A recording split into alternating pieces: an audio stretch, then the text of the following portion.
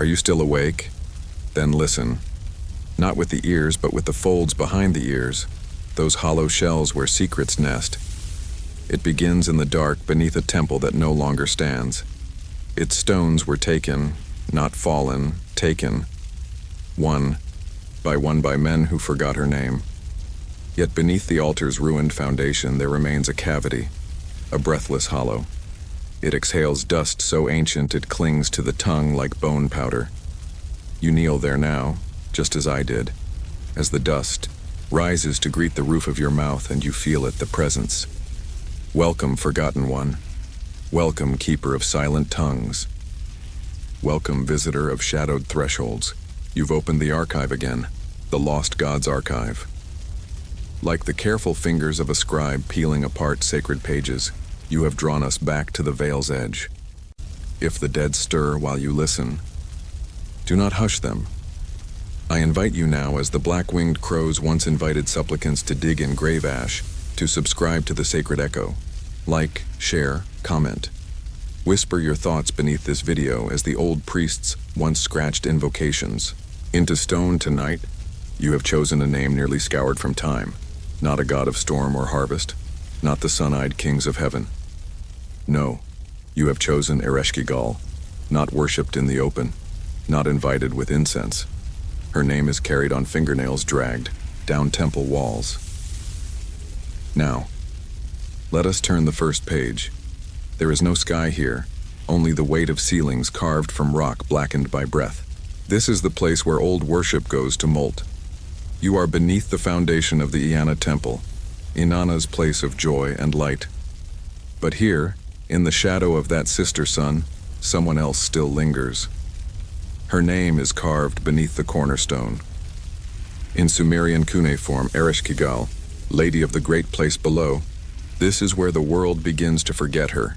She was once worshipped alongside Inanna, in parallel myths where descent was not a punishment, but a necessity. In the earliest hymns from the city of Kutha, her domain wasn't merely death. It was the boundary between all things living and all things never born. Yet the story was changed. By scribes, by councils, by kings whose bones now grow moss. The god Enlil, so the rewritten myth says, assigned her the land of no return. But older versions contradict this, whispering that she went willingly, that she carved Kur from hollow stone and made it her cradle, that the underworld was not thrust upon her.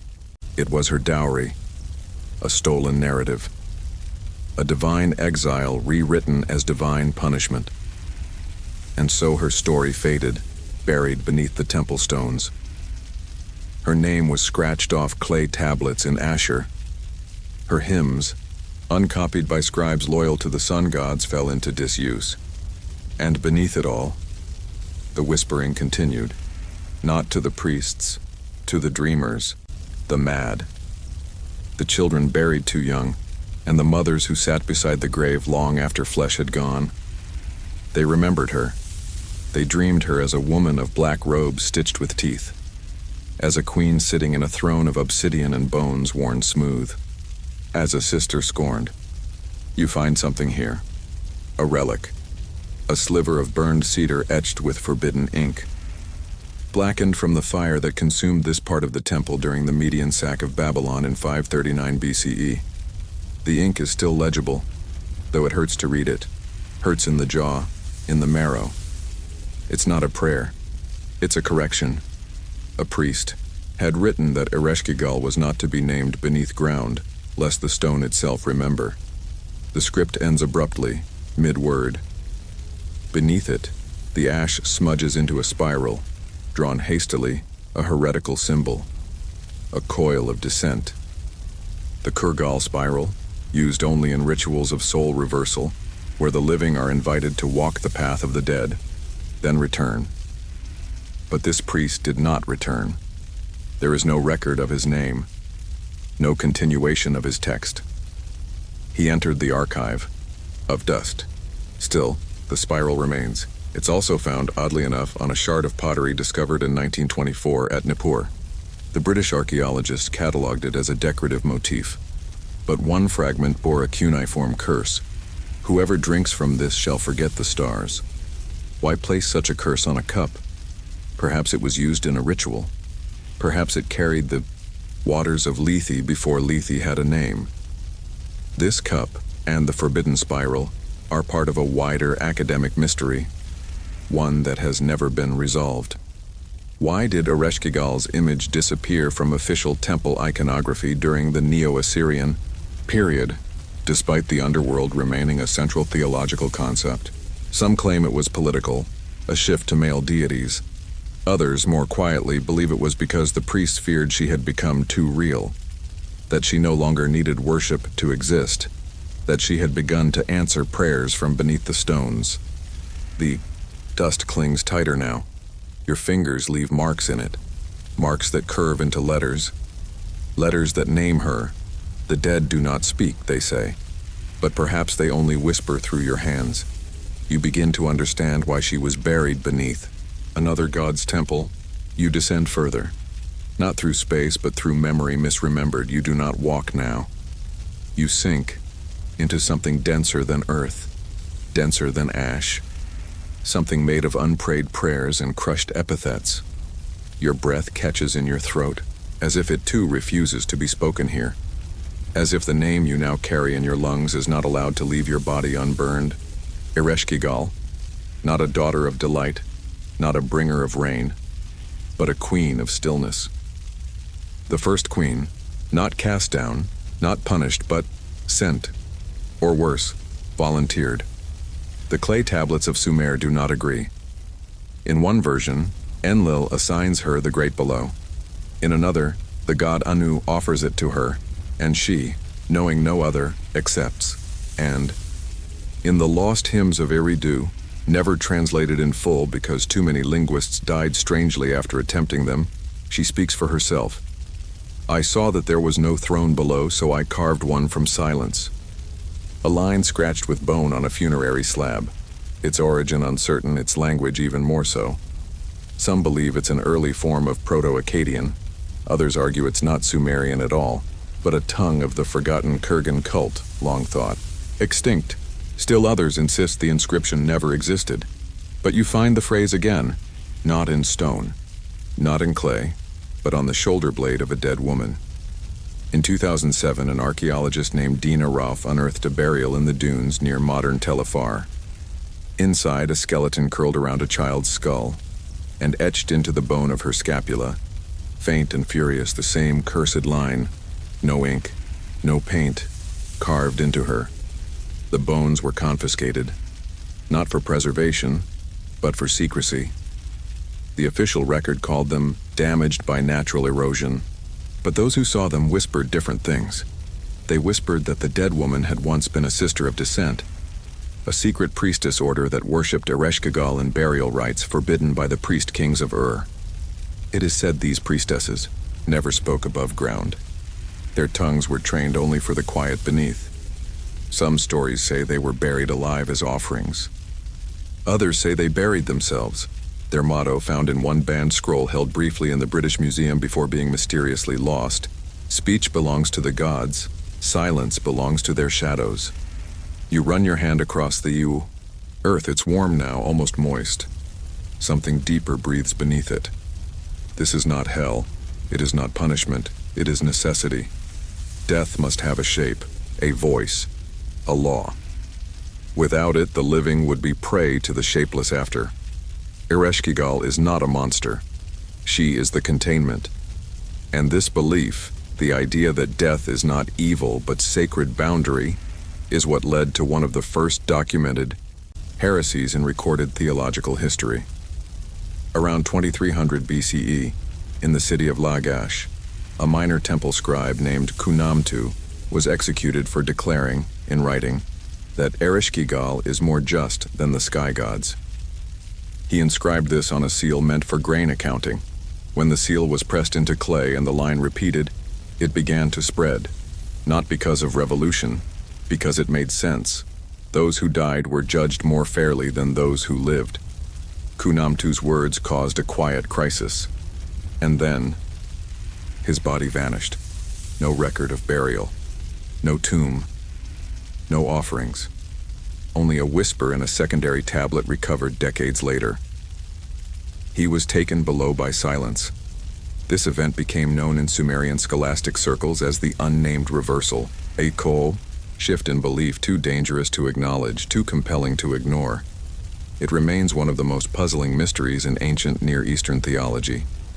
Why would a minor scribe's heresy echo so far, so fast?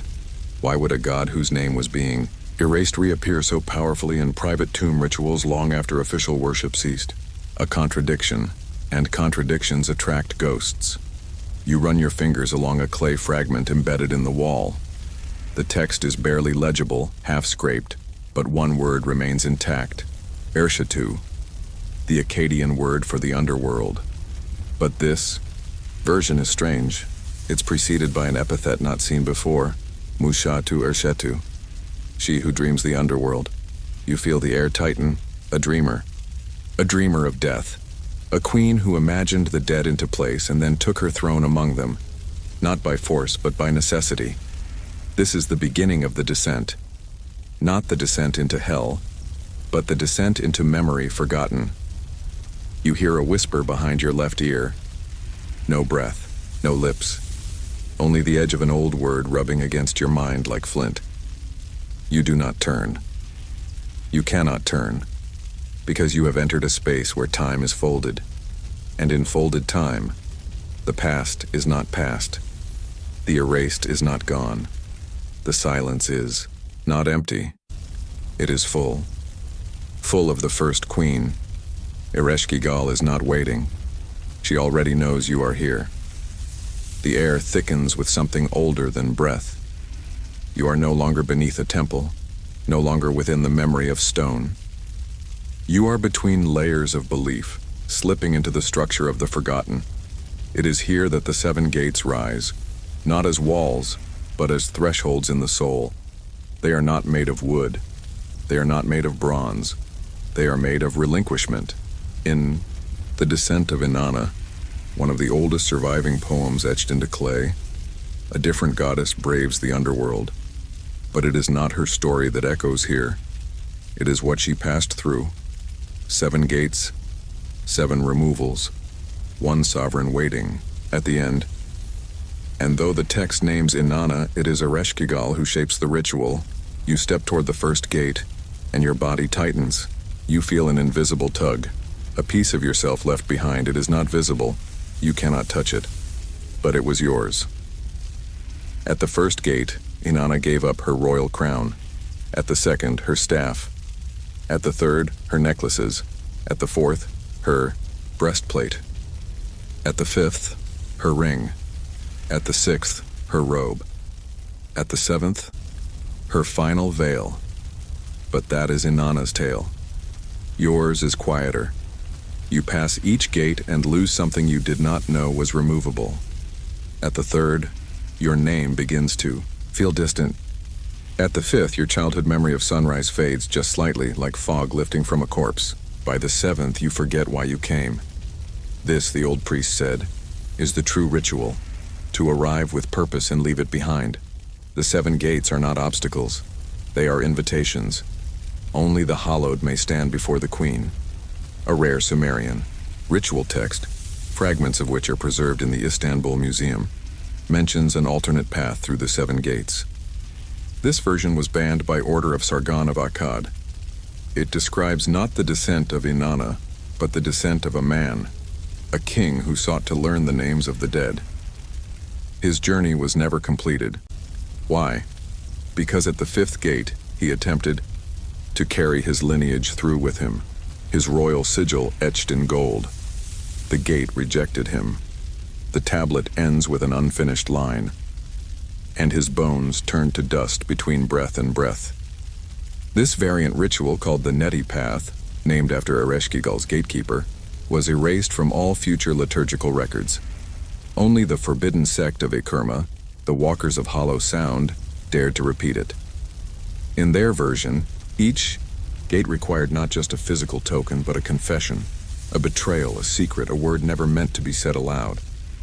The ritual demanded the surrender of one's self through sacred undoing. The sect was wiped out in 1871 BCE. But their seal, a jagged wheel encircled with 7 thorns, was found carved into the wall of a subterranean temple near Mari. Alongside it, a forbidden symbol, the inverse Ankh, its loop turned downward, representing the life that must die to speak to death. Scholars disagree on whether the inverse Ankh was Sumerian, Egyptian, or even pre-dynastic, but none can explain why it keeps appearing in underworld-related sites across Mesopotamia and along the Euphrates. One unresolved mystery remains from this period. Why were burial amulets with 7 interlocking rings buried only with women during a 200-year stretch in Nippur? Some say it was symbolic. Others whisper of a sisterhood of passage, those who crossed the gates in dream rituals and returned with Ereshkigal's silent blessing. Perhaps the amulets were keys, or perhaps they were locks. You reach the final gate. There is nothing left to give. No name, no fear, no voice. Only a shadow that mirrors you but does not follow. The gate does not open. It unfolds, as if it had always been inside you, merely waiting to be remembered. You pass through. On the other side is no throne, not yet. Only the sound of weeping that does not echo, and a throne-shaped absence. She is not there. Not yet. Only the anticipation of presence. The dust before footsteps. The space made sacred by the waiting. You remember now what others forget. Ereshkigal did not build the gates to keep the living out. She built them to keep something else from rising. And for that, she gave up everything. Even the right to be loved. Even the right to be remembered. But you are here now. You remember her. And the first tear that forms on your skin is not yours. It is hers.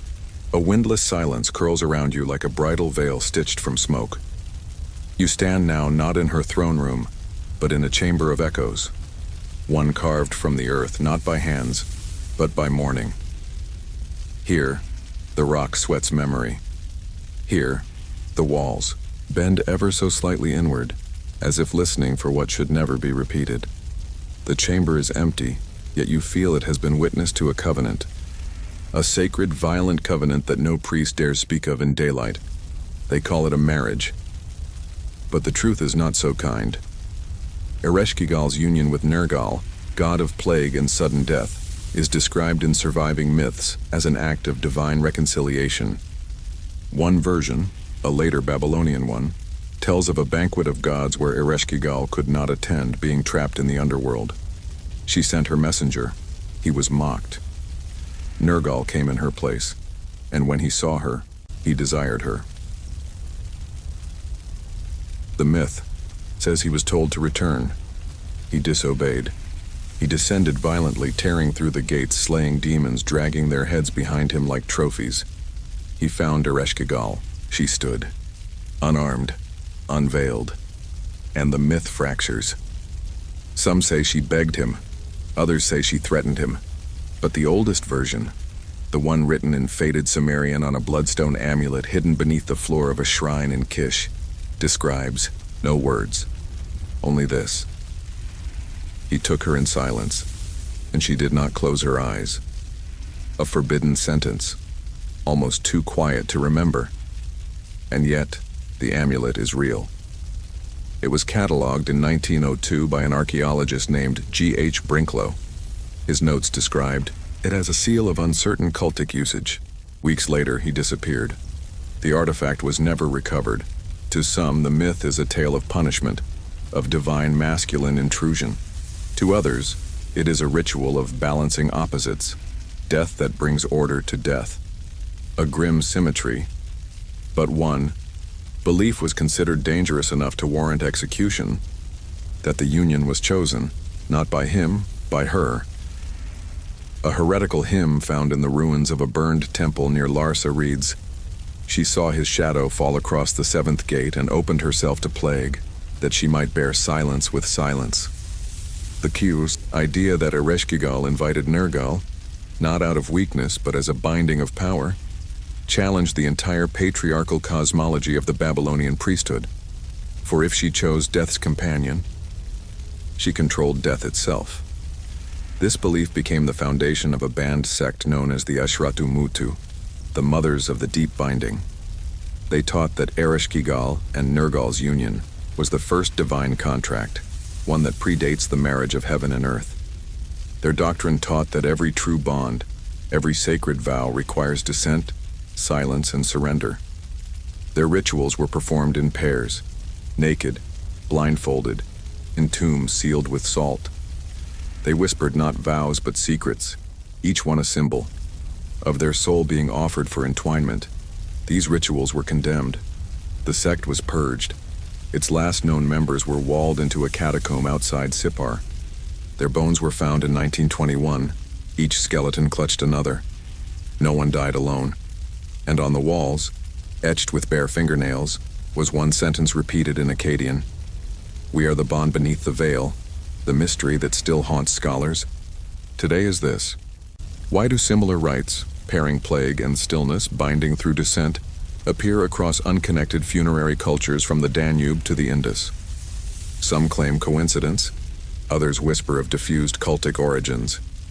But those who truly know, the keepers of the broken stone, the translators of tongues not taught in any school, they believe something else, that the marriage was real, not a myth, not a symbol, but a cosmic event that rewrote the underworld's laws.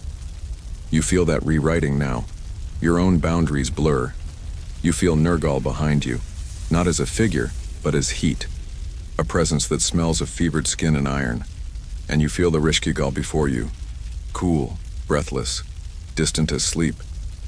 You stand between them, and you realize the union never ended. It is still unfolding. In you, the underworld does not need witnesses, only vessels, and you have already begun to hollow. You are kneeling now, but not in reverence. The stone beneath you has been ground to dust by centuries of supplication. The walls lean in, not with menace, but expectation. You feel watched, not by eyes but by marrow.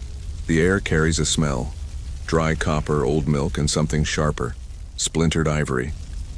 This is the chamber of offerings, not the kind given to sun gods, not grain or incense or flowers.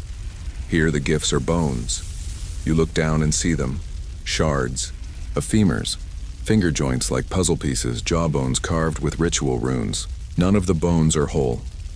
Everyone has been snapped, chiseled, broken. This is not desecration.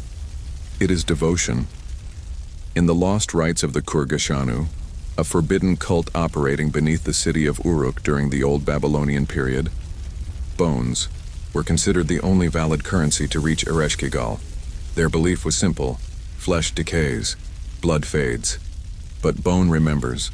They taught that when one broke a bone in offering, especially a living bone, the fracture echoed in the underworld, drawing the queen's attention. A kind of sympathetic invocation. One such ritual is described in a clay fragment unearthed in 1909, held briefly in the Louvre before disappearing in a cataloging fire. The text, translated from Old Akkadian, reads, "Break not the spine lest she turn away. Break instead the ring of the wrist, the hinge that once held touch, and offer it upon dust without naming her." Her name was not to be spoken during the ritual, only felt. Participants were said to snap small bones, phalanges, ribs, teeth, while kneeling over a trench lined with ash and salt. The pain, unvoiced, was the offering. Blood was seen as unnecessary, too loud. The cult's sigil, spiral of broken lines, was banned under Hammurabi's legal code. Possession was punishable by immolation. Still, traces remain. Archaeologists have found tiny notched carvings on Olney and scapulae in tombs from Dilbat to Sippar.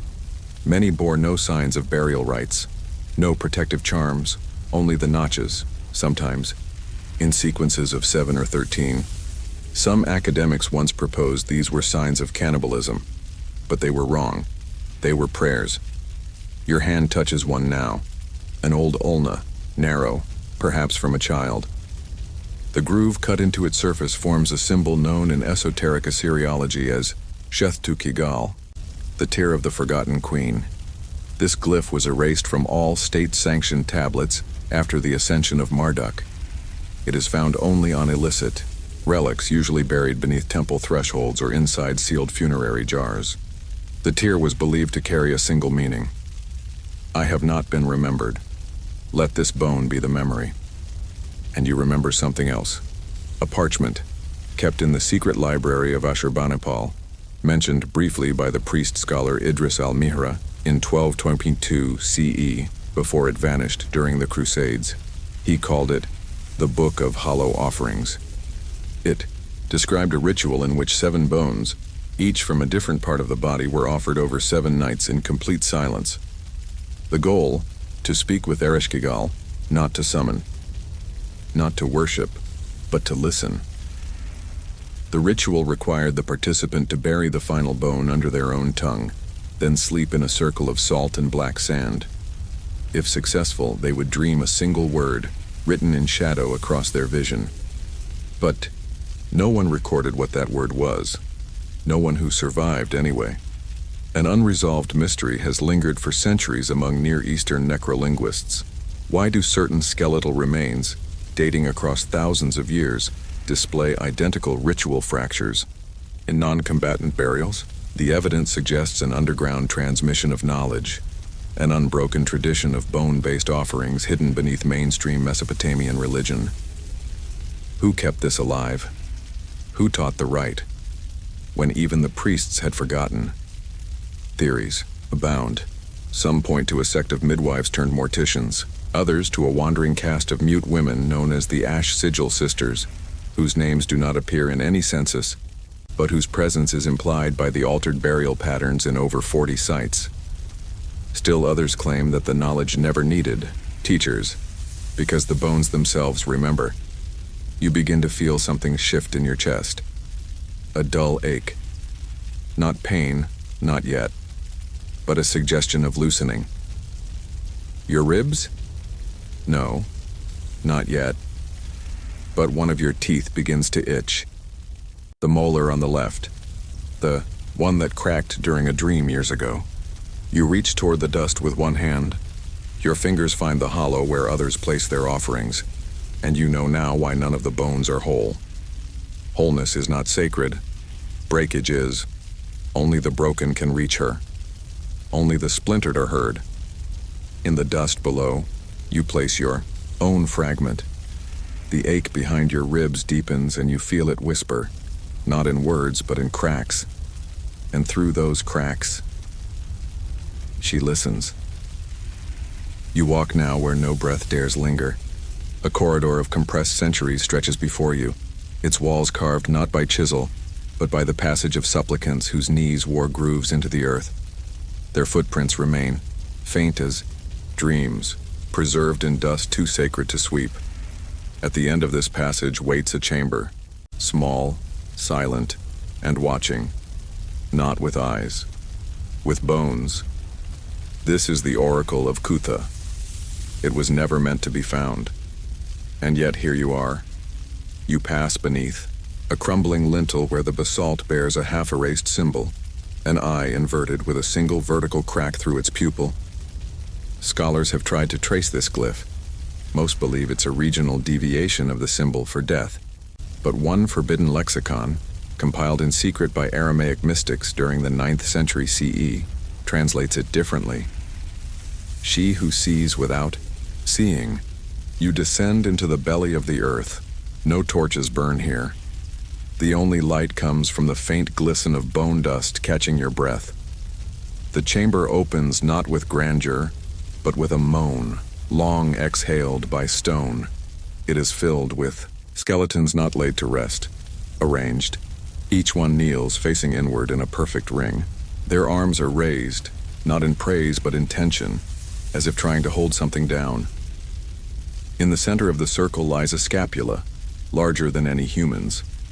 Etched into its surface are deep carvings, cuneiform sigils that twist as you look at them, as if written by a hand dreaming while awake. This is the bone oracle, a relic of the city of Kutha, known in Akkadian as Kutha, where Nergal once reigned. and where Ereshkigal's secret cult flourished beneath the city's official temples. According to the lost fragments of the Enuma Shidru, a now destroyed text attributed to a scribe priest exiled under King Sin Kashid of Uruk, the bone oracle was not for the living to consult. It was made by the dead. Each scapula used in the ritual was taken from a body that had not yet cooled. The bone was carved while the flesh still clung, not out of cruelty, but urgency. For the bone's prophecy was believed to vanish the moment decay began. These carved scapulae were placed in the center of the ritual circle and exposed to smoke from a specific resin, harvested only from trees grown in grave soil. The oracle would then be read not aloud but through silence, by lying beside it, by listening to the bone breathe. The most faithful claimed they could hear words in the cracking, in the subtle shift of marrow residue. Some wrote those words down. Others went mad before they could. You lie beside the scapula now, not touching, breathing with it. The air is thin, the silence is alive, and then it begins. A sound, not audible, not internal, a pressure behind your eyes. The bone is not speaking. It is remembering you. You see flashes. A desert storm carrying ash instead of sand. A woman giving birth in a tomb, smiling through bloodless lips.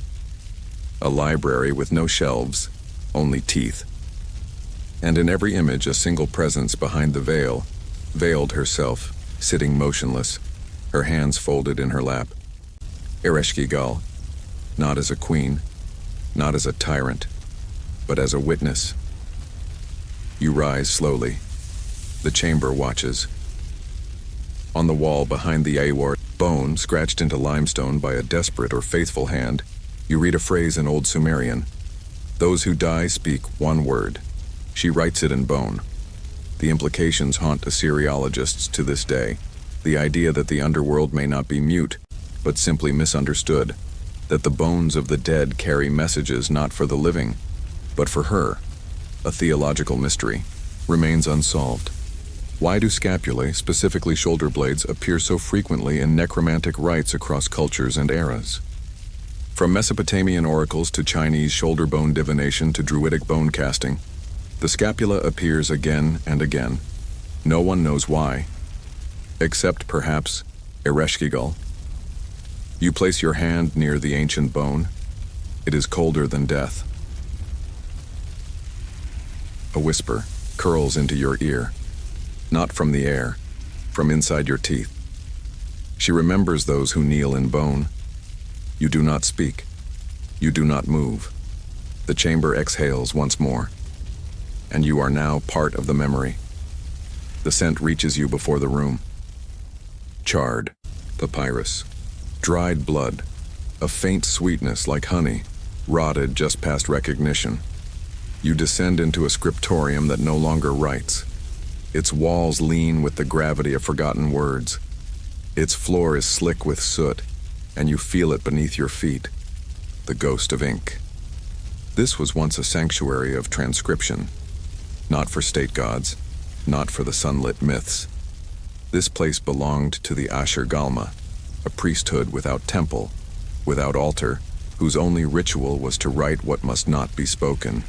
There, work was not permitted on clay, too brittle, too archival. They wrote in blood ink on flayed hide using quills taken from birds that died in silence. None of their texts were meant to last, and yet one remains. You find it sealed beneath a slate panel, wrapped in bark and bound, with hair. It resists your touch, but not out of malice. The resistance feels personal, as if the text mourns your intrusion. You unwrap it, not a scroll, a skin leaf. Pale, human, the texture of memory, stretched tight as silence, bearing one line in an ink that flickers black-red when breathed upon. I wrote her name, and I forgot. My own. This is not metaphor. The Ashur-Galma believed that to inscribe Ereshkigal's true titles was to offer identity in exchange, that the ink bound not just pigment, but memory, and that every stroke carried a fraction of the scribe's soul. Their scribes were chosen not for eloquence, but for forgetfulness, a trait, not a flaw. They fasted for days before writing until their minds fluttered loose from names. Then they were blindfolded, not to protect the text from eyes, but to protect their eyes from what the text became. Most scribes never emerged. Those who did emerged different. They could no longer say their own name. In 1937, a team of German archaeologists uncovered a buried chamber beneath the ruins of a daub. Inside, dozens of skeletons seated upright, jaws locked, open, each held a stylus. Nearby, fragments of unidentifiable parchment bore symbols not recognized by any Mesopotamian language family. The lead archaeologist, Dr. Otto Klein, published only one sentence before withdrawing from public life. They wrote into something that wrote back. Today, these fragments are known among a fringe group of scholars as the Ereshkigal Codex, a rumored script whose syntax shifts depending on the reader's beliefs. Some say the codex cannot be read, only absorbed. Others claim it reads you, a heretical belief survived within the shattered remnants of the Ashur-Galma, that writing was not invention, but excavation, a digging through reality to unearth language that pre-existed meaning. In this model, Ereshkigal is not a goddess in need of praise. She is the original page. All divine utterances are echoes of her silence. One of the last known references to this priesthood appears in a letter dated 611 BCE, penned by a scribe to King Nabopolassar. It warns, "There are pages beneath this earth that should not be turned. Their ink is made from forgetting, and their words leave holes in the mind." The king ignored it. Weeks later, the temple of Nergal in Kutha collapsed without explanation. No fire, no flood, simply gone.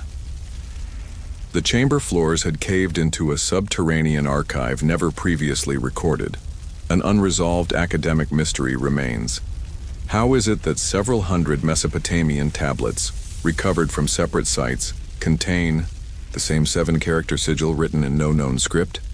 The sigil matches carvings found on shoulder blades, stone altars, and even wall graffiti as far as Carchemish.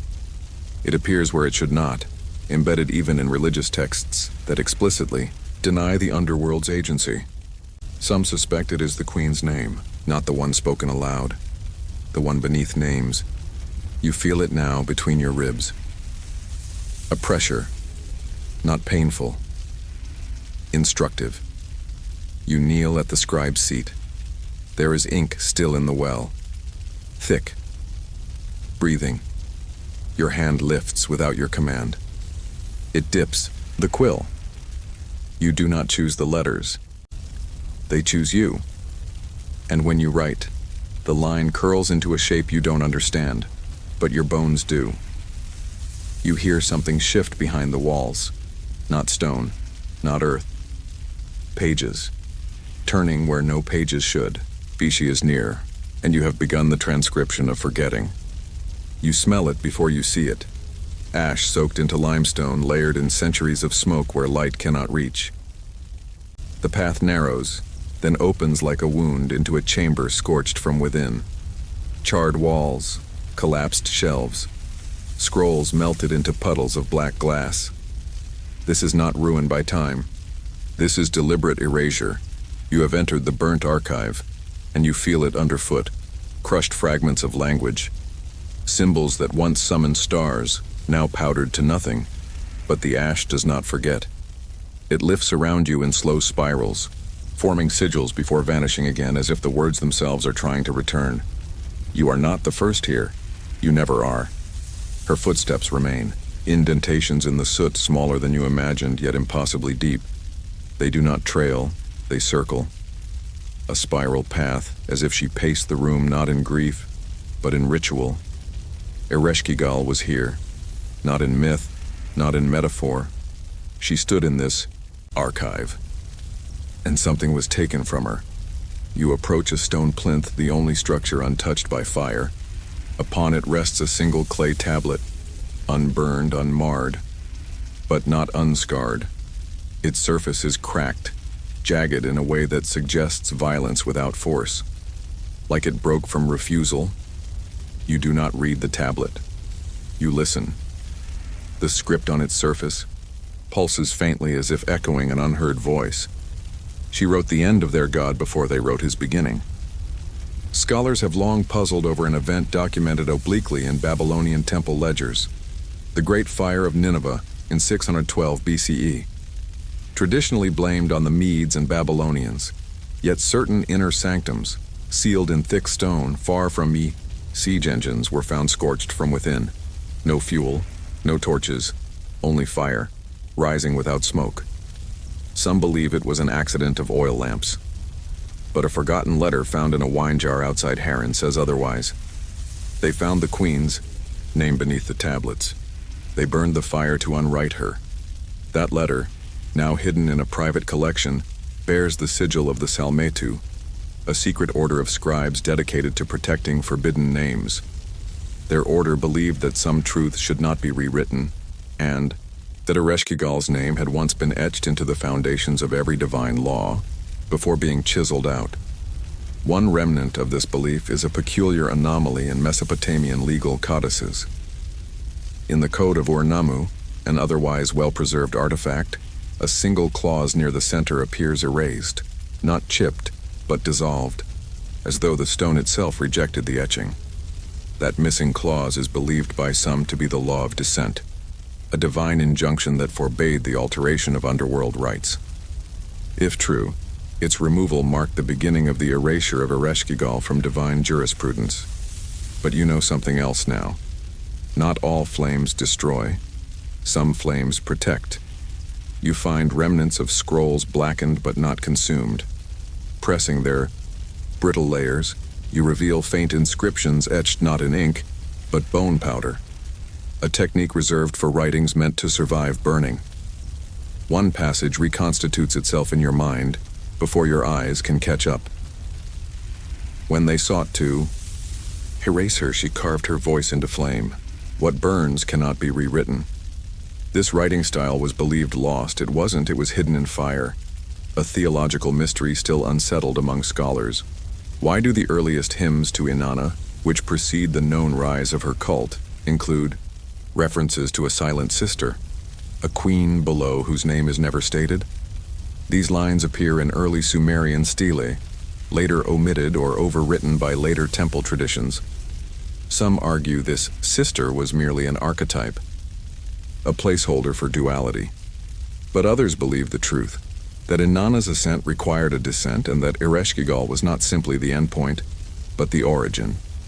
You follow the spiral of her soot prints to a wall. There, hidden beneath blistered stone, you find a negative, a space where a tablet once hung. The soot forms a halo around the absence, and carved below as if added in haste. Do not copy this tablet. Let her walk undoubled. The phrase walk undoubled appears nowhere else in recorded theology. Its meaning? Perhaps a warning. Do not mirror her. Do not echo. Perhaps a plea. Do not try to be her. Perhaps something simpler. Her path is hers alone. The soot thickens. You see now that the fire did not begin with destruction. It began with containment. A sacred blaze meant not to erase her memory, but to keep her alive, beyond translation, beyond record. She burns where no gods can touch her, and in this burnt archive she still walks, not past, not gone, present, just out of reach. Until now. You descend into cold now, not the chill of stone, but a remembered cold, the kind found in mausoleums that dream of themselves long after the dead have been emptied. The corridor tightens. Your breath no longer echoes. Your footsteps no longer sound. The air grows listless, as though even the silence has grown tired of itself. And there, pressed into the wall of a chamber carved in forgotten geometry, you see a doorless threshold, sealed with sigils scorched in salt. Not painted, branded. One above all others pulses faintly, a jagged spiral intersected with an open eye. You cross, and the crypt exhales. Not dust, memory. Before you, an altar without offering, a dais without priest, and at the center, resting, in the crook of a stone cradle, is a mask. Black, cracked, lined with hairline fractures like a face that has smiled too long in sorrow. You recognize it without recognition. This is the mask of the queen who waits. It is not hers. It is her. The stories say she never wears it twice, that each time someone tries to shape her in image, the mask shatters by dawn, and still, it is made.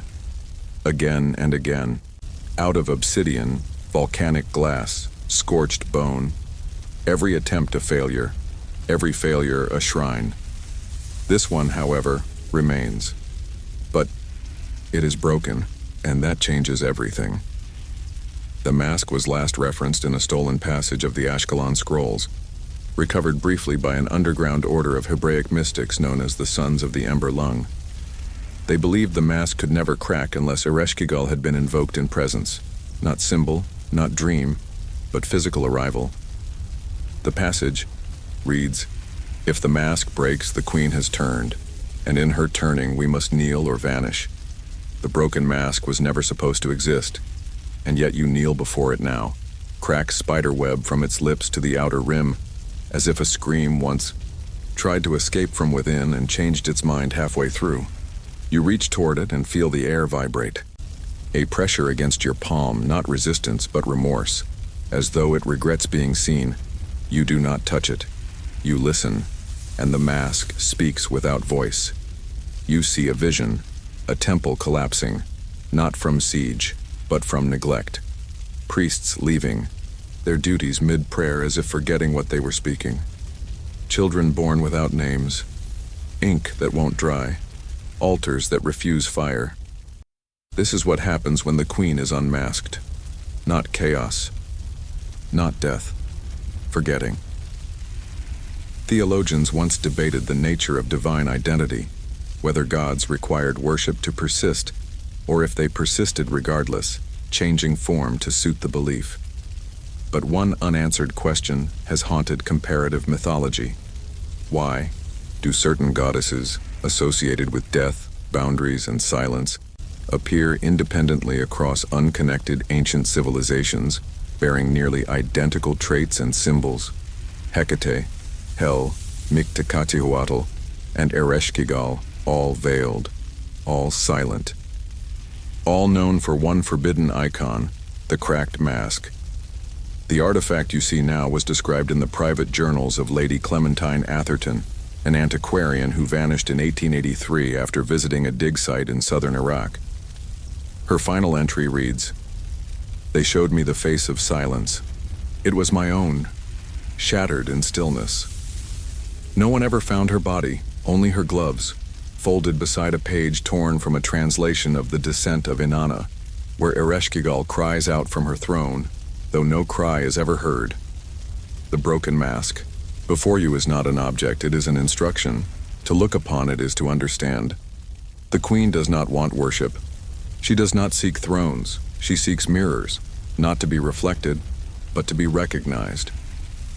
For every mask made in her image that cracks is not a failure. It is a message. Stop shaping me. Start seeing me. You kneel longer than you intended. When you rise, the air around the mask has cooled. The fractures have deepened subtly, not from time, from your presence. You turn away, and in the corner of your eye, you see the faintest shimmer, just a blink, of the mask reshaping itself. The face is no longer hers, it is yours, and you understand now why no mask lasts. Ereshkigal does not live in shrines. She walks through you. You thought there were only 7. The myth is clear. The Descent of Inanna, carved into clay so many times it became canon. 7 gates to the underworld, each demanding surrender, each stripping identity until nothing remains but vulnerability. But here, in a passage not marked by myth but by refusal, you find a gate that was never named. It has no arch, no threshold, no inscription, just a cavity in the stone. Eaten, not built. The 8th gate. It breathes. Not air, not sulfur. It breathes direction, downward.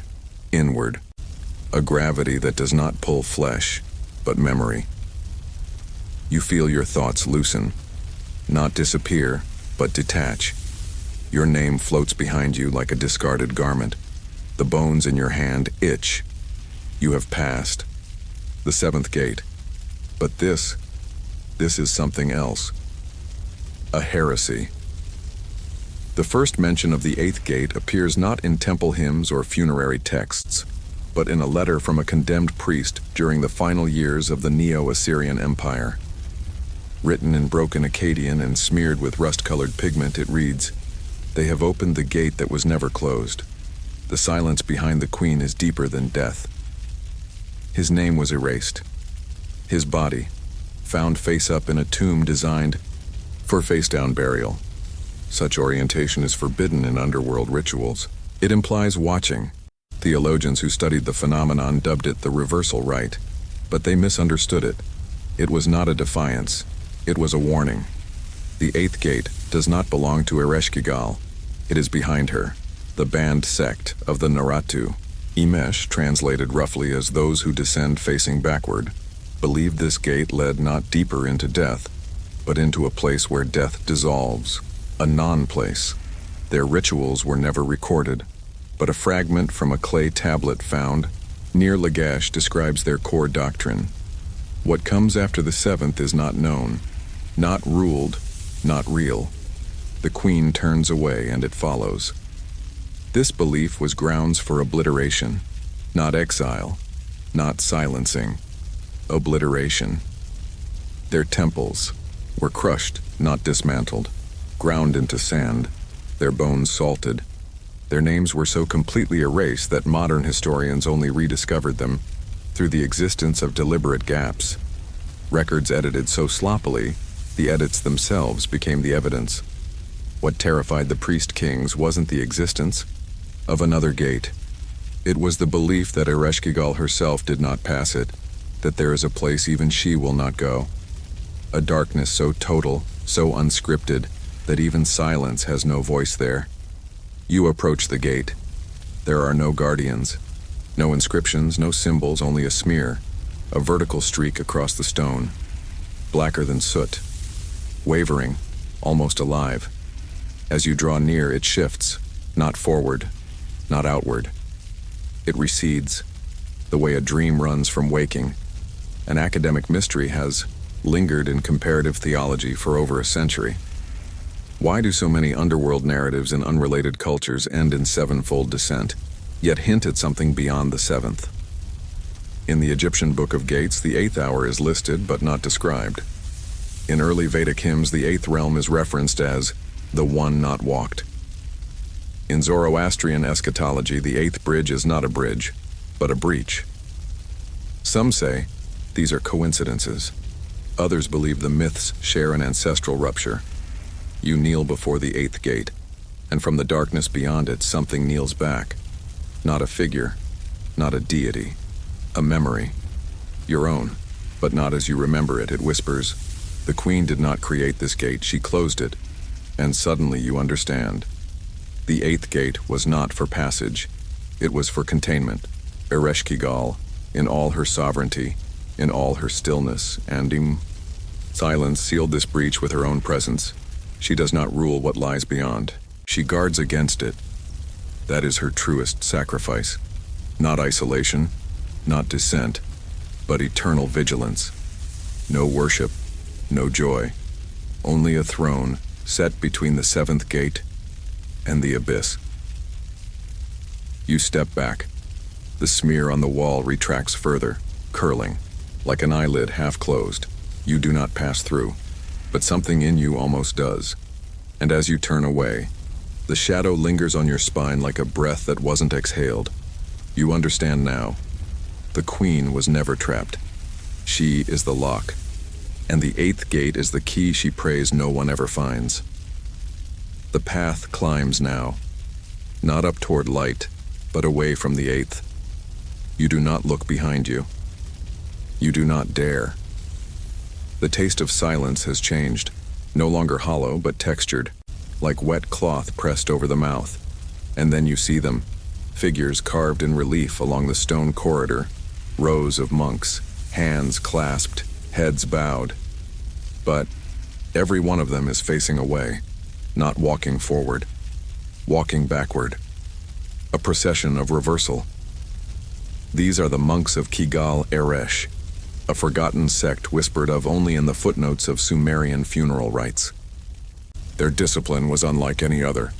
They were not priests, not scribes, not keepers of lore. They were unmakers of memory. Their role, to walk backward through the rituals of life, erasing it with each step, preparing themselves for perfect death. Their final rite was simple and forbidden: to approach the Queen of the Dead not as mourners, but as those who undid life in reverence of her rule. They trained for years, unlearning their names, unspeaking their mother tongues, practicing slow backward movement until their feet bled from uncertainty. Archaeologists uncovered their tomb in 1984 outside Kish, a mass grave arranged in a peculiar pattern, bodies face down, arms reversed, feet pointed away from the east in violation of all funerary norms. At the chamber's center, a circular slab bore this inscription: "Do not mourn us. We erased the path before you could follow." One skeleton had a mask affixed to the back of the skull. Another bore a sigil etched into the vertebrae, a serpent swallowing its own shadow. This symbol, the Ur-Rimatu, appears nowhere in official Mesopotamian texts, but it is echoed in the margins of a single untranslated codex held in the Vatican's restricted section. That codex bears no title, just an embossed phrase on its leather cover: "Those who undid the beginning." What terrified the scholars wasn't the symbol. It was the fact that the ink used in the codex contains no pigment known to science, and more chilling still, the letters rearranged themselves every seventh night. The theological implication is staggering. If the monks sought not salvation, not memory, not even rebirth, but unhistory, then what they approached was not death, but non-being, not annihilation, completion. One unresolved enigma haunts modern scholarship. Why do backward-walking rituals appear across multiple ancient traditions, Sumerian, Egyptian, Mayan, and even Proto-Han, associated exclusively with death deities who are female, veiled, or otherwise removed from pantheonic politics? It cannot be coincidence. It is a pattern. And patterns, like spirals, point toward center. You now see why they walked backward, not as penitents, not as fools, but as those who understood. To face Ereshkigal is to invert. To live backward is not to die. It is to align. As you move down the corridor, your own posture begins to change. Your shoulders fold inward. Your head lowers. Your breath shortens. You are not descending, you are being unread. At the corridor's end, a mirror waits, but the reflection is wrong, not reversed, delayed. It watches you a moment too long. Then it turns, backward, and walks away from you into the dark, and you understand. That was you, if you had taken the final vow. You hear footsteps behind you now, soft, deliberate, backward. You do not turn. You walk forward, but part of you never will. You have passed among the monks of Kigal Eresh, and now part of you walks in reverse, forever. You find no scrolls here, no tablets, no bound pages, no scratched slate or bleached vellum, only sarcophagi, lined wall to wall like sealed breaths. Their lids are not stone, but ambered glass, aged to a sepia that hums when you stand too close. Each coffin glows faintly from within, like a hearth left burning after the house has gone. You peer inside the first. The body is not rotting, nor preserved in the embalmer's art. It is preserved in honey, thick, blackened, congealed. The flesh glistens, and though you see no breath, no motion, you feel something reading you back. On the skin of the body, coiled around the arms, slithered down the ribs, wrapping the throat like a garland, are words, not ink, not dye. Scar tissue. You step closer. Each word has been carved into the flesh, then healed over and over, until the body itself became a living scroll. The cuts trace Sumerian, Akkadian, even pictographs with no known linguistic parallel. The Iya language is fragmented but rhythmic. You do not translate it, you absorb it.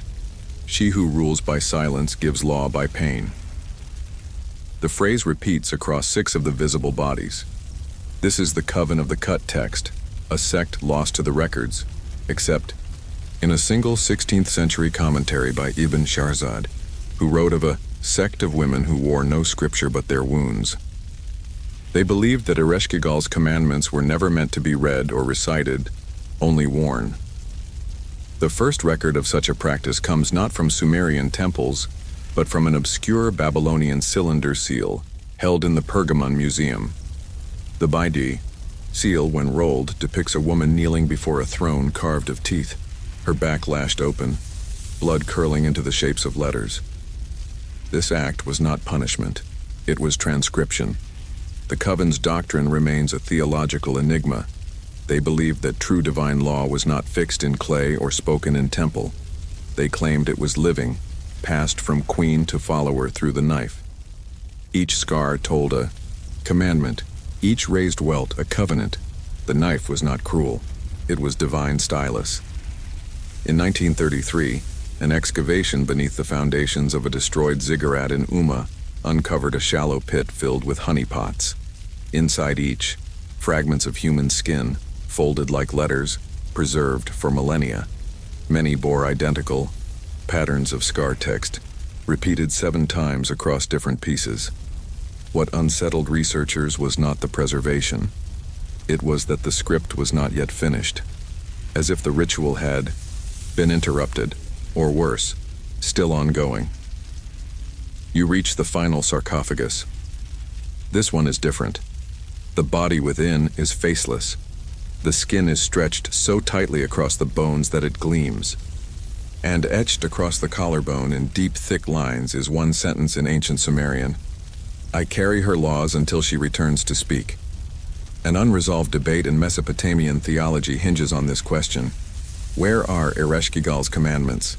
While deities like Enlil, Marduk, and Shamash have codices, rituals, and cultic regulations preserved in libraries and archives, Ereshkigal is silent.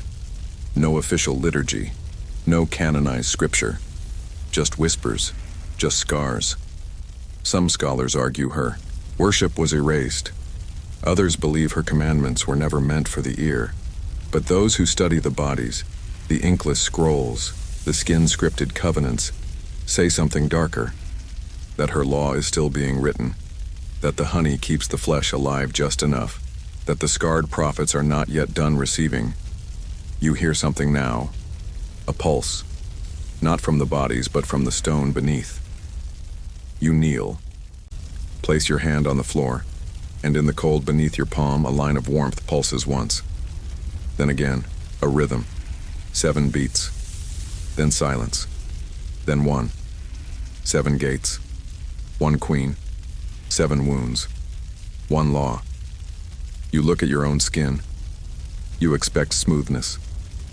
But there, along your forearm, just beneath the surface, a line has begun to rise, no pain, only instruction. You do not read it yet, but it reads you. Above you, though it feels impossibly distant now, is the sky. You've almost forgotten it.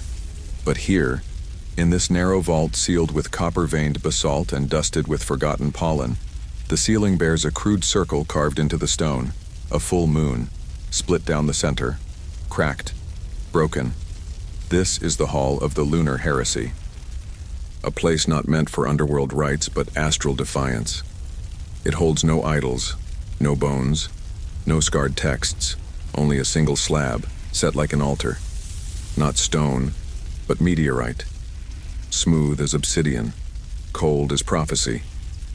Atop it, a sphere of white chalk, cracked into 2 unequal halves, the fissure so fine it seems natural. But beneath it, etched in microscopic cuneiform, a curse. For the crime of making night sovereign, let the sky bleed. There are few surviving references to this heresy. It was never recorded in temple codices or royal decrees. But once long ago, a cult challenged the heavens. The Ereshkigalat, translated loosely as children of the lower light, believed that Ereshkigal, not Inanna the moon god, ruled the night. They worshipped not starlight, but its absence. To them, the moon was not a symbol of fertility or guidance, but a betrayer, a divine spy for the gods above, reflecting light into places Ereshkigal had made sacred with shadow. Their rituals were done blindfolded, their hymns sung in reversed Sumerian, and their greatest blasphemy? They tried to shatter the moon. The attempt wasn't physical, not with weapons. It was ritualistic. During a rare total lunar eclipse in 1749 BCE, beneath an open pit filled with obsidian shards, they performed a rite known only as the unveiling of the darkest veil. Each priest wore a polished disc of black bronze over their face and a knife carved from lunar rock pressed against their throat, not to cut but to balance. They sang 7 verses of silence. On the final breath, they whispered her name, not the one spoken in temples, but her prenatal name, a syllable said to predate even the gods of Sumer. Its pronunciation is lost. The result is not. On that night, according to tablets found in Marie, the moon remained, fully eclipsed far longer than any astronomical model predicts, by 17 minutes. No stars were visible, no wolves howled, no children were born. And when the light returned, a new crack had appeared in a shrine stone atop the ziggurat of No one could explain how a polished alabaster tablet bearing the face of Inanna had fractured symmetrically, down the nose through the left eye. That tablet was removed, replaced, but its pieces were not discarded. They were buried, not with reverence, with fear. A theological debate remains unresolved to this day. Why do so many Mesopotamian eclipse records include notes that appear to reference mourning rituals, the same rituals reserved for royal funerals? Eclipses were supposed to be warnings, omens. Yet repeatedly the scribes mark them with dirges. Who or what were they grieving? You understand now. They were not grieving the moon. They were grieving what it had betrayed. The Ereshkigal were hunted, flayed, their writings burned. But they left behind one artifact that scholars still cannot explain. A ring. Small. Made of iron smelted from meteoric ore. Engraved on its inner band. A spiral of stars with one missing. Its nickname among those who study it? The Gap. Some claim it points to a lost celestial body. Others say it marks the place Ereshkigal stood before the sky learned to fear her. And others believe the missing star is not astronomical, but the queen herself expelled from the heavens, not by rebellion, by necessity. The sky had to forget her. The moon had to lie. And for a single moment in 1749 BCE, the lie cracked. You touch the chalk, sphere on the altar. Its halves tremble, not from instability, from recognition. And as the dust settles into the seam between them, a faint pulse of heat rises through your hand. Not warmth. Memory. You see her now. Not beneath the world, but above. Once, long ago, before descent. She was not veiled then. She wore no silence, only light that refused to reflect. She was not cast down. She turned away and the moon, ashamed, broke itself. Just enough to forget. You step into a room with no door. There is no threshold in stone, no lintel, no mark of architecture. Only change. The air here hums, not loudly, not even musically, but with the sub-vibration of something trying not to speak. Beneath your feet, the floor is carved in concentric circles, spirals within spirals, each grooved like a turning page. At the center, a pit. Not deep. Not dark, just open, a mouth in the world. This is the place of the unvoiced name, a chamber known only to the lost sect of the Zindamru, a priesthood that never wrote, never sculpted, never offered sacrifice. Their devotion was one thing only, to listen. Their belief was ancient, even among the ancients. They held that Ereshkigal did not rule by command, but by invitation. and that her true speech was not a language at all. It was the absence of refusal. You kneel by the edge of the pit.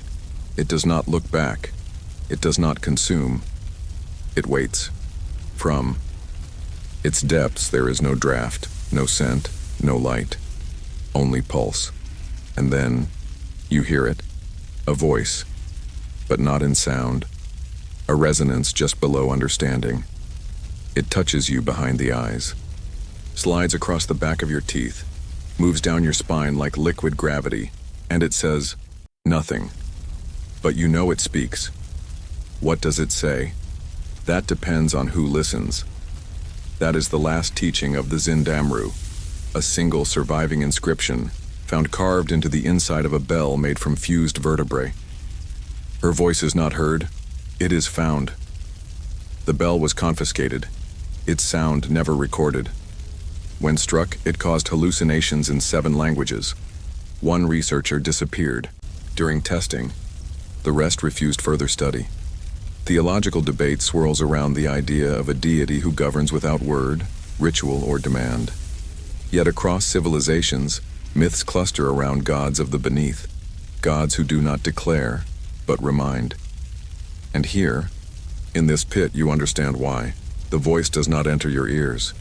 It emerges from a place in you long sealed, like a memory not remembered, but pre-known, an archetype beneath the soul. You hear again, not with hearing, but being. You came here to name me, but I was you before you had names. The edges of the pit tremble slightly, not from movement, but from agreement, and with that agreement comes revelation. This is why no temples to Ereshkigal survive unruined, why no complete hymn remains, why no priesthood endures, not because she was erased, but because she refuses inscription. Every attempt to define her fractures, every ritual to summon her unravels, every hymn becomes silence in the throat. She is not forgotten because she was defeated. She is forgotten because she asks to be. A theological mystery has long haunted the history of Near Eastern religion. Why do sacred texts describing Ereshkigal always end in incomplete sentences? The descent of Inanna ends with silence. The scrolls of Ashtaroth break mid-verse. The Book of Hollow Names, found in 1792, then lost in the British Museum fire, ended with the line, and then the Queen of the Below, and nothing more. It is not accident. It is design. You stare into the pit. It does not deepen, but something inside you hollows, and from that hollow the voice rises one final time. You are the threshold. I am what waits beneath. Then silence again. Not emptiness. Fulfillment. You rise, not as a seeker, not as a priest, but as a page newly opened. You will not speak her name again. Not because you fear it, but because you've already heard it. You have passed through gates, through rituals, through the shattering of names and memory, and now you arrive where no one was meant to arrive, where arriving is not permitted. There is no herald, no sound of footsteps, just a lightless plain ringed by stone teeth, and in its center, the throne. Not golden, not elevated. A block of salt, monolithic, veined with ancient tears. It does not sparkle. It does not glimmer. It absorbs. This is her throne, and she is here. But you do not see her with eyes. She is not a form. She is not even a presence. She is the suspension of all need to see. The silence in this place is not emptiness. It is full. Full of every name ever unsaid, every cry smothered before it could be born, every prayer whispered by those who knew no God would answer, and yet they whispered anyway. Those belong to her. You step forward. Your shadow, if it still exists, refuses to follow. The ground crunches faintly beneath your feet. Salt, not from oceans, from eyes. The throne is not decorated, but upon its sides are faint carvings, memories trapped in stone.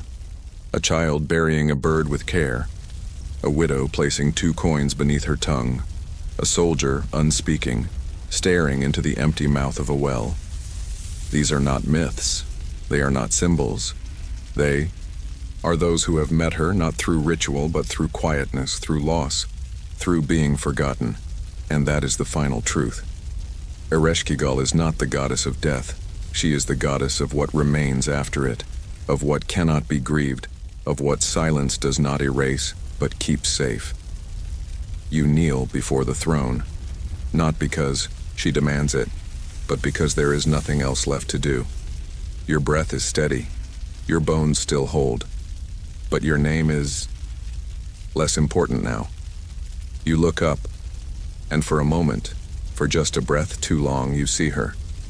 Not as a queen, not as a woman, not even as a god, but as the last place, the final harbor, the one who stayed when all the others ascended.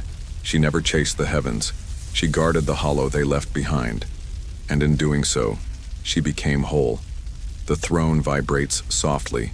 A resonance moves through the salt, through the stone, through you, and you feel it etch itself into your memory, not as sound, but as stillness that cannot be taken. You have no vision.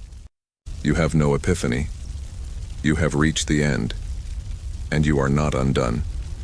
You are unwritten, but not lost, never lost, because now you are part of her archive. You emerge, though that word no longer fits.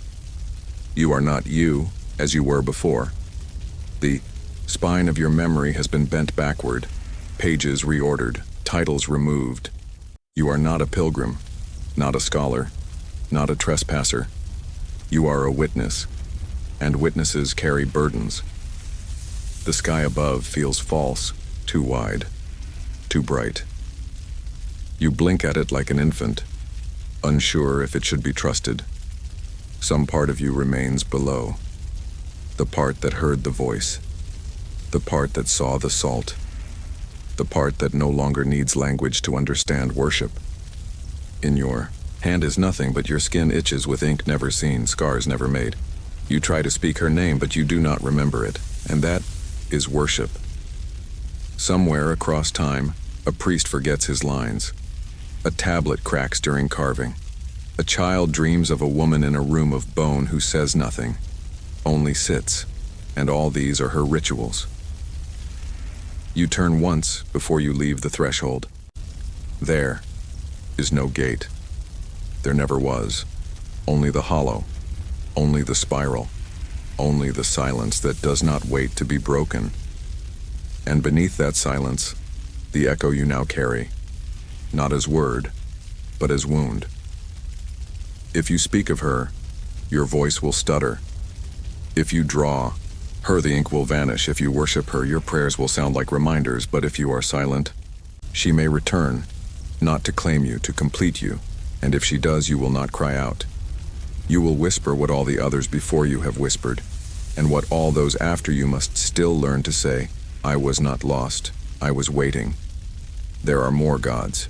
There are always more.